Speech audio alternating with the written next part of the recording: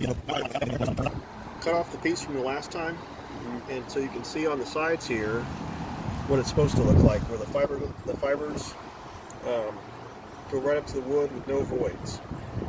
Over here, you can see that this is where there was a big air bubble forming from the piece that was too big.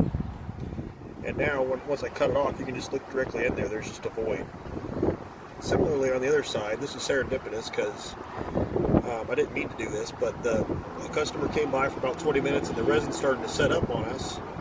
And so the resin didn't have a chance to work its way all the way through, to where you can still see some little strays on the inside where the resin hasn't had a chance to work its way all the way through like on the rest of it. So these are things to avoid that we did purposely badly on the last one, just to show what it looks like if you cut it apart and take a look at it after it's cured.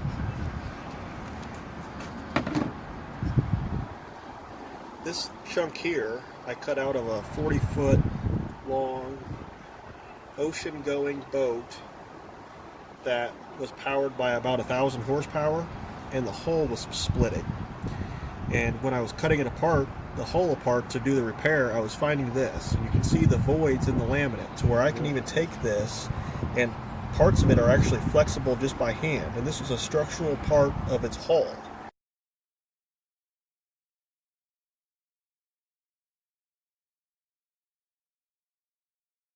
I was finding when I was cutting that out. This I cut out of a crude oil tank. This is the inside of it. So this is cut out of a crude oil tank, and it's about 1.5 inches thick. This is about as thick as you're ever going to see anything being made out of fiberglass. No air bubbles at all. So this oil tank did not have a problem, but I was going in and cutting out a hole in it to do an install to put nozzles in to take this oil tank and to pump it off into semi-trucks. But this is what I was finding, is that it was a very good, this is what it should look like, even all the way to 1.5 inches thick.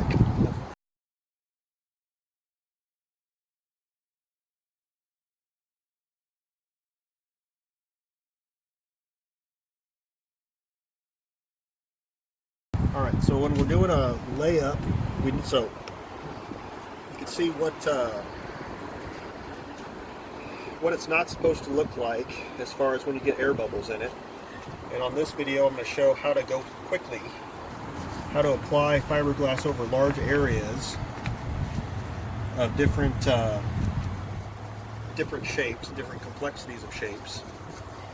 So I'm going to do an area about like this to sort of show what it is that we're looking for when we're doing fiberglass here at the shop. Around these curves, these are two-dimensional curves to where the fiberglass can lay over them, and it doesn't need to be frayed. There's still not going to be air bubbles over these sections. You can see how the fibers conform to that very easily, free of air bubbles. So anything that you can, if you can take a sheet of paper and put fiberglass over it like a sheet of paper, you can use as big of pieces of fiberglass as you'd like, and you're not going to have air bubbles because the fiberglass will just conform over them without any voids in it. So that's why I wanted to do a couple of shapes like this back to back, to where you can see that those are very, very easy. Similarly, if you got something that's just flat, normally we'll take a piece that's roughly the size of what it is that we're trying to roll out, and for the purposes of going fast, we'll normally do a very resin-rich mix. A typical new hire mistake is to not have much resin on the roller and to be going back and forth trying to get see how long that's taking? Yes.